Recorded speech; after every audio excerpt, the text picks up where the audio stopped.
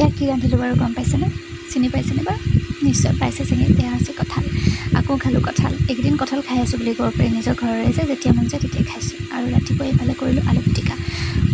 মানিমুনি পাত, পালেং শাক অকণমান মিহি মিহি কৰি কাটি লৈছোঁ। তাৰপিছতে আলু বইল কৰিছোঁ, ভাততে আলু দিছোঁ। এতিয়া তেল নিমখ জোখ পৰিমাণে ধুনীয়াকৈ আলু পিটিকা কৰিছোঁ। আৰু এয়া ভাততে দিছিলোঁ আলু।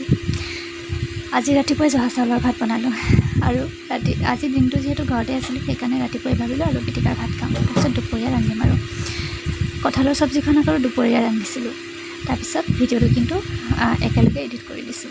আৰু এয়া ৰাতিপুৱাৰ সময়ত ভাতকেইটা খাবলৈ লৈছোঁ। এয়া অকণমান কচু আৰু বগৰীৰ আচাৰ, কচুৰ লগতে বগৰী কেইটামানো দি থৈছিলোঁ। খাবলৈ আকৌ এতিয়া বহুত বেছি টেষ্টি হৈছে, খাবলৈ বহুত ধুনীয়া হৈ গৈছে। এয়া কলডিলৰ ভাজি, আৰু কলডিলো হৈছে ঘৰৰে। আৰু এয়া কঁঠালৰ চব্জিখিনি। সঁচাকৈ বতৰৰ ফল বতৰত খাব লাগে নহয়নে? আৰু কঁঠালৰ জালিটো আমাৰ স্বাস্থ্যৰ কাৰণে খুবেই ভাল। খোৱাটো বহুত বেছি গুণ আছে, বহুত বেছি শৰীৰৰ কাৰণে উপকাৰিতা হয়। গতিকে আমি খাব লাগে।